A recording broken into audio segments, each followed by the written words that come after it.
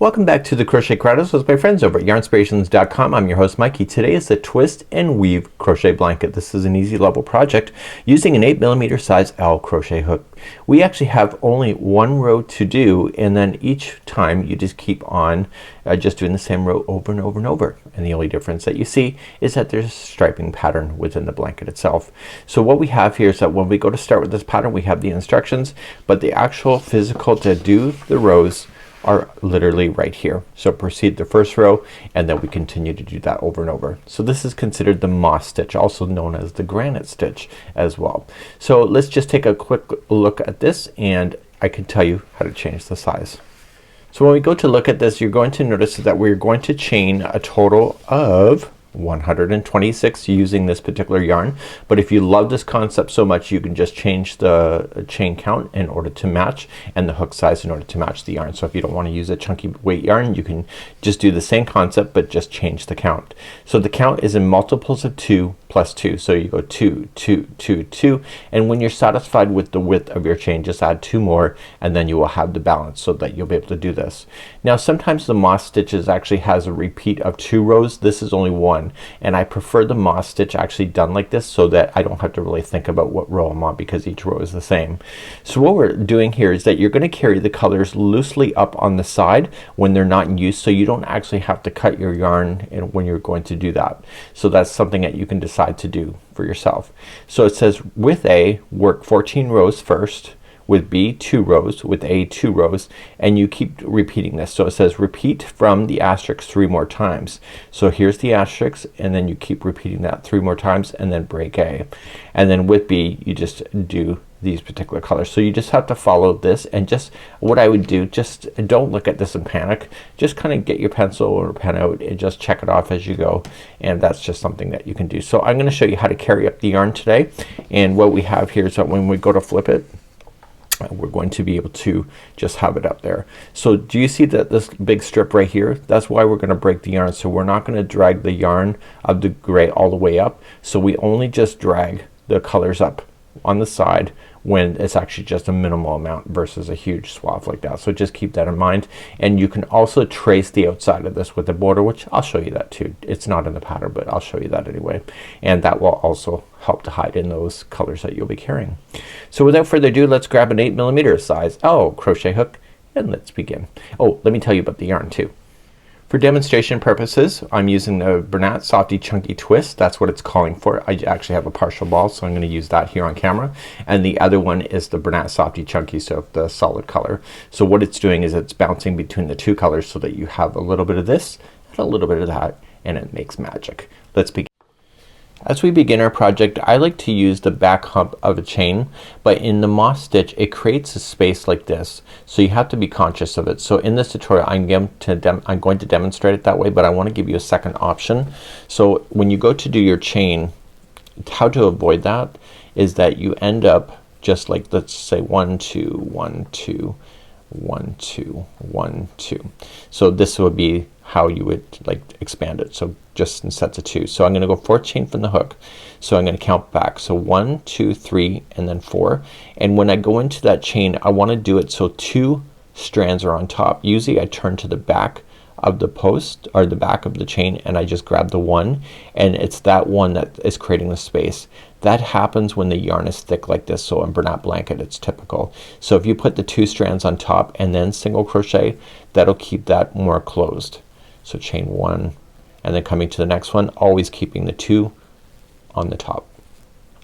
So I'm gonna leave it to you on your approach on how you would like to do that, but what this will do is that it will provide a more closed base versus leaving it open like this in the future. So you can decide what you want to do. So I'm going to demonstrate this in just a second. My goal today is to show you how to do the moss stitch, and you can follow the color pattern if you wish, and I'll show you some tips along the way as well. So we're gonna create a slip knot to begin, and you can either chain 126 if you want to match exactly what you see, which will give you a blanket of about 48 inches wide by 52 inches long.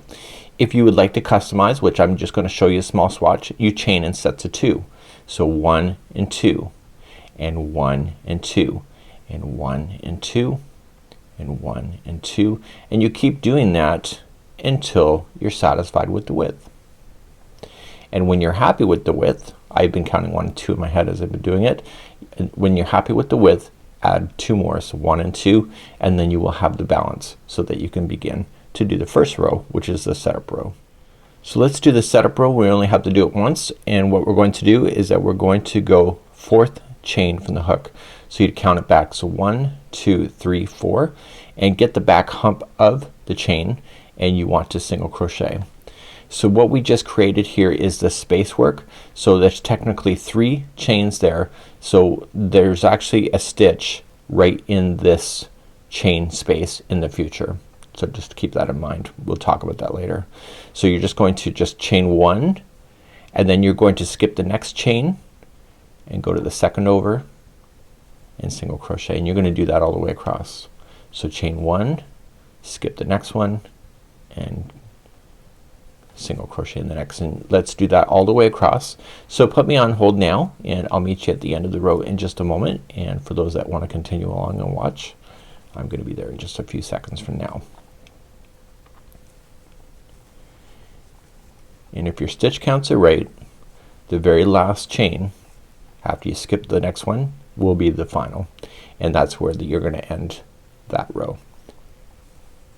So you just single crochet, and now you can see a little bit almost like a picket fence kind of concept, and now you're going to turn, and we're going to do the first row, which is the whole pattern itself. So let's begin. So when we go to start row number 2, it's going to be the same row each and every time. Even if there's a color change, it's always going to be the same, and you're always going to start off with the chain 2, so 1 and 2, and that will count as a single crochet and a chain 1 space for the future, just so that you're aware. And you want to come into this very next chain space that you'll run into and single crochet, then chain 1, and then just jump to the next chain 1 space, and then chain 1, and then go to the next chain 1 space. This is called the moss stitch or the granite stitch, and you're just going to continue that all the way. So you use your fingers and you can ply it open, and everything opens up beautifully. And your very last stitch when you go in is going to be the last space before the end, and that's going to be where you're going to finish. And so that's what it looks like. So to turn your row, you're going to start and you're going to repeat what we just learned. So you're going to chain 2, and you're going to come to the first space that's available to you, single crochet and chain 1, and you're going to come up and single crochet in the next space and chain 1, and you'll do that all the way across. You will notice that the tension of this kind of stitch is tight, tighter than most other stitches out there. So if you start mixing and matching these stitches with other things, you will notice that this will always be tighter. So the very last stitch is in the space where you did that chain 2, and that's where you're gonna finish, and that will keep you balanced.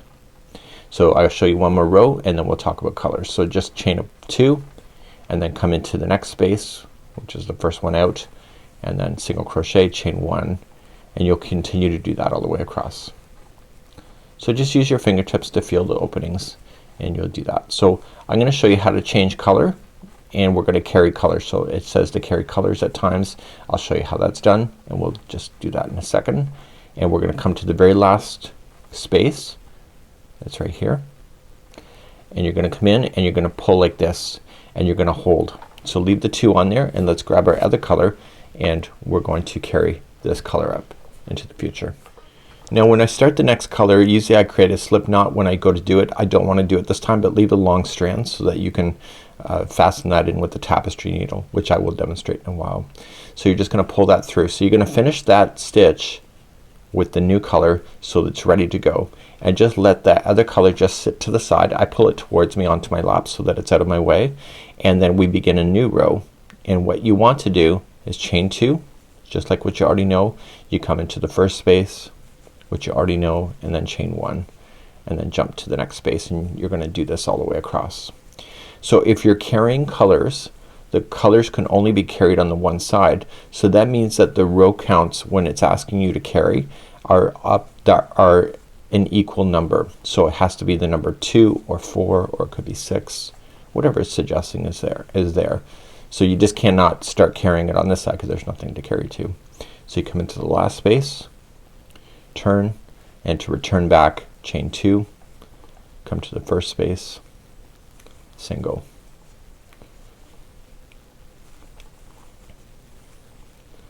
And you keep doing that. So I'm gonna show you how to carry up in a second. So for the rows that says work A for 2 rows, this would be 2 rows. Okay, so you come into the very last space right before the end. So you pull through, let this drop, and grab that blue back up. And when you grab that blue back up, just tighten it a little bit and pull that up. And so now it's carried up on the side. So you can decide whether you want to bury that in with the border or not in the future, and let this other color just fall to the side. So then start a new one, chain 2, and then come into the space, and you just do that same granite or moss stitch all the way across. So what I'll do is that this is all you need to do, right? So just follow the pattern for the striping. So I'm gonna give you some options in order to do a border if you would like to do one. Just a nice simple border that you can do to cover in the yarns that are the strands that are being carried. And it's not suggested in this pattern, but it's something that you can consider if you would like to. So I'll be right back in just a moment, and we're going to begin the journey of doing a just simple border just to cover it. If not, you can just jump right to the fringe if you would like to as well. So let's pretend we're done our blanket. So what I want you to do is cut all the strands that are leading to the yarn balls if you have any that are still connected, and remember just to follow that stitch pattern that is suggesting if you'd like to do it, or you can just do whatever you want, right? No big deal. So you just have to throw this through a tapestry needle in order to fasten it off, and you want to do this with all your tails, and just turn it and just go up underneath the stitch work just for about an inch or so, maybe 2 inches, and when you pull on it, do not change the shape of your blanket. So just kind of refine it a little bit, and then go back and forth inside the same stitch work in a slightly different path, a total of 3 times, and it should be pretty much invisible. Okay, and then once you do that, you can safely cut that into the project. Now I told you in the beginning that I did not want you to create a knot, so you have to literally do this with the tapestry needle in order to secure those, and therefore you don't end up with a honking knot right on the edge, right? So you can just bury those into the same color line. So don't start putting this color through the blue because you'll see it. And just pull it through, and you're going to go back and forth a total of 3 times once again.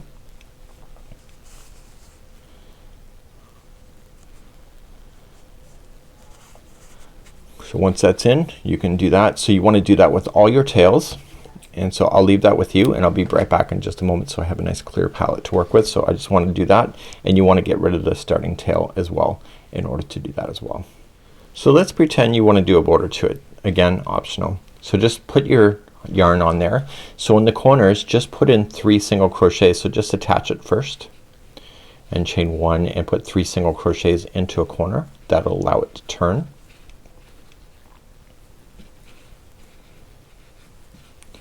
And then you just have to equally space then your single crochets going up the side.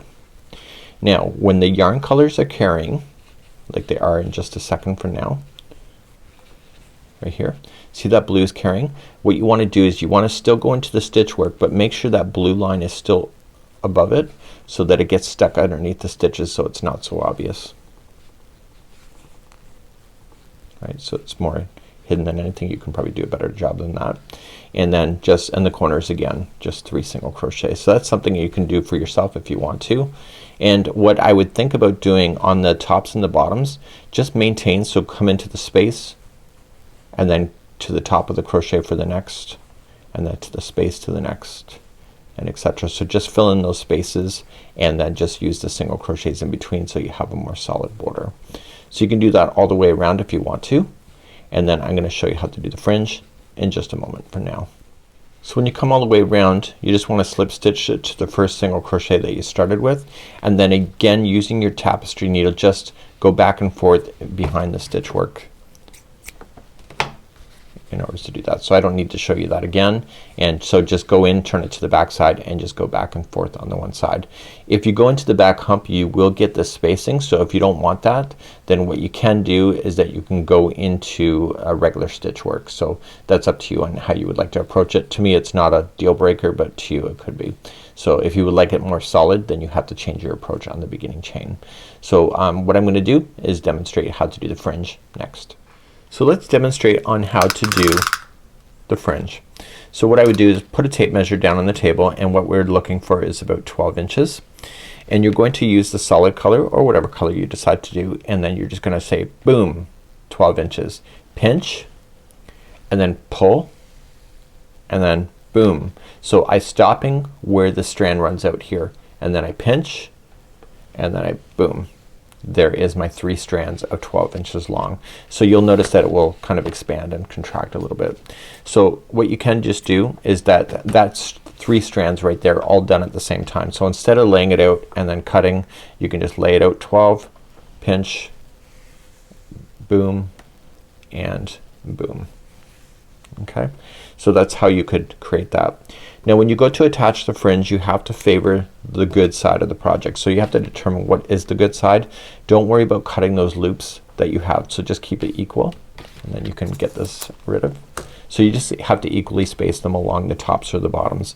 So I haven't woven in the ends. So I'm gonna say this is the good side because of the border that I did.